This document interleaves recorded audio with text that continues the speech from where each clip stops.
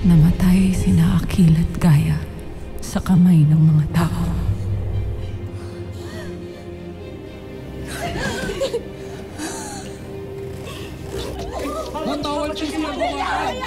At ito ang nagwasak sa puso ng aking kaawa-awang kapatid.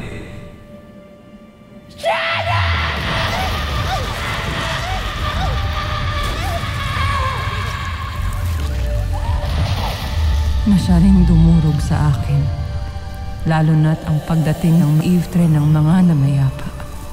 Ang siya na yatang pinakamalungkot na pangyayari sa Devas. Ado, nasan tayo? Bakit ang lamig dito? Narito na kayo sa Devas, Gaia. Kapwa na kayong namayapa ng iyong ama. Ado, totoo ba to? Natatakot ako, Ado. Mahal na Emre! Emre! Mahal na Emre, aming bathala! Emre, naririnig mo ba ako? May halaga pa ba sa'yo mga gaya kung namayapa na walang dahilan?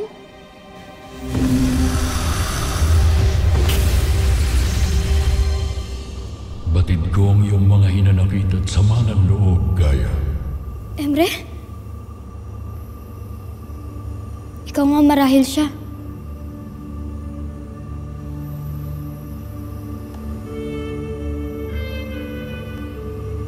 Tumindig ka, anak. Batid ko ang iyong mga katanungan. Bakit ako? Hindi ako masama. Wala akong ginawang mali. Naging masunurin ako sa aking ada at ado. At sa lahat ng nakakatanda sa akin. Ngunit, bakit mo ko hinayaang mapaslang? Para sa isang kapatid na hindi ko na makikilala pa? Kami po ba ni Ado ay tunay na sakripisyo lamang? Hindi ka sakripisyo, Gaia. Ikaw ang simula at ang iyong kapatid ang pag-asa. Pag-asa? Habang ako ang masakit na aral na kinitlan agad ng buhay? Ang mga sagot sa tanong mo ay hindi laging makatarungan sa inyong paningin. Ngunit pinili mo pa rin humarap sa akin, kaya't ikaw ay higit pa sa isang paslit. Kung gano'n, ay hayaan ninyo akong humiling, mahal na Emre. Ibalik mo ako sa aking buhay. Hayaan mong hintay na salubungin ko sa Encantadia ang pagbabalik ng aking ada at kapatid. Tutulungan ko sila. Sasagipin namin ng Encantadia sa anumang panganib at sino man nagbabanta sa kanya. Gaia, wala ka ng ganap sa tadhana ng mga nabubuhay pa.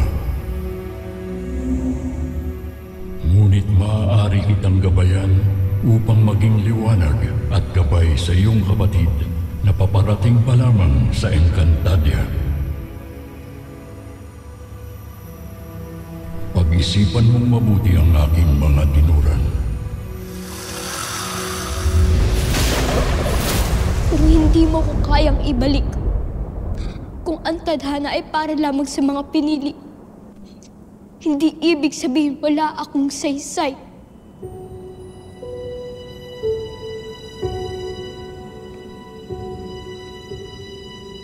Ako ang lilikha ng sarili kong tadhana.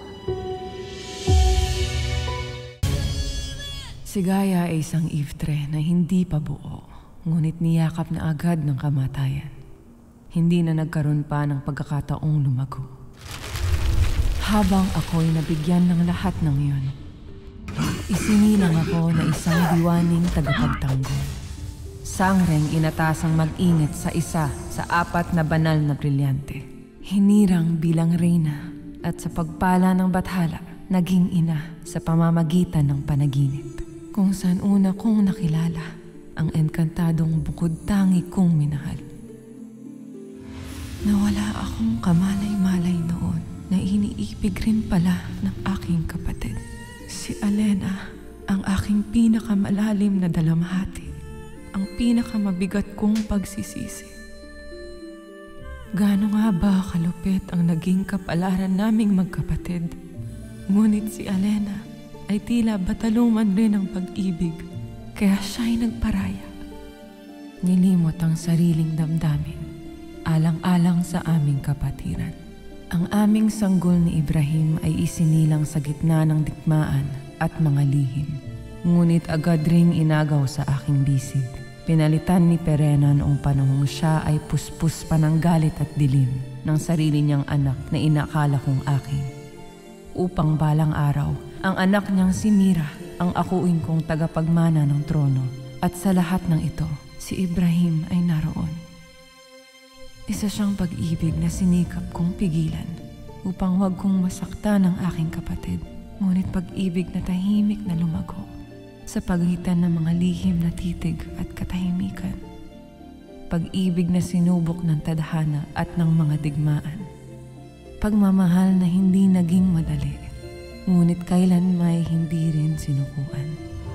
Hanggang sa huling sandali ng aking kamatayan.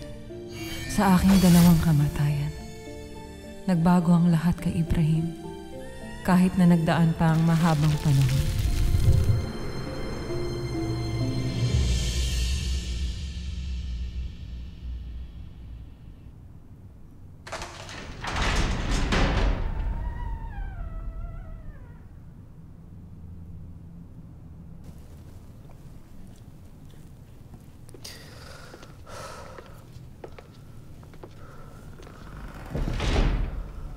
Mahal na Rama. Bakit napakadilim? Mga kawal, buksan ang mga kandelabra. Ayoko ng liwanag. Binubulag lamang ako nito. Nababahala na ang iyong konseho. Lumipas na ang maraming panahon, ngunit wala ka pa rin tagapagmana. Tungkulin mong bigyan ng bagong usbong ang Sapiro. Meron na akong anak! Siya ay binigay sa akin ni Amiya. Bilang isang alaala. Subalit si Lira ay isinilang para sa Lireyo. Ngunit, tinanggihan niya ang trono ng mga diwata. Isinuko niya ang kanyang karapatan at kapangyarihan.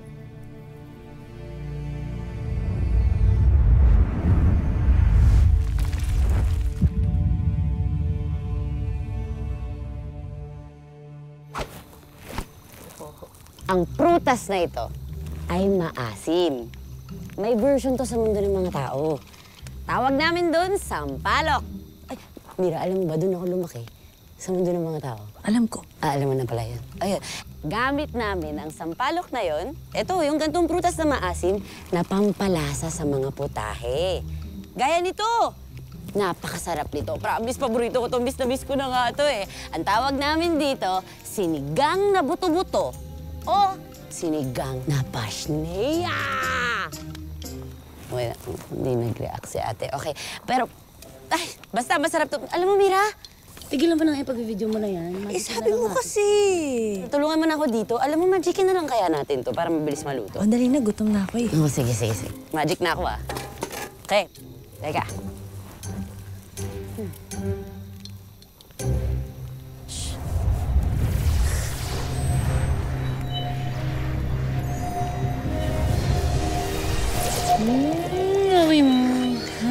Bango. Ay, ayan na. O, diba? Ang bilis maluto. Okay na to. Let's eat.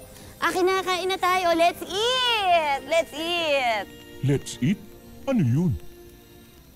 Salitang English yun. English sa mundo ng mga tao. Ano yun?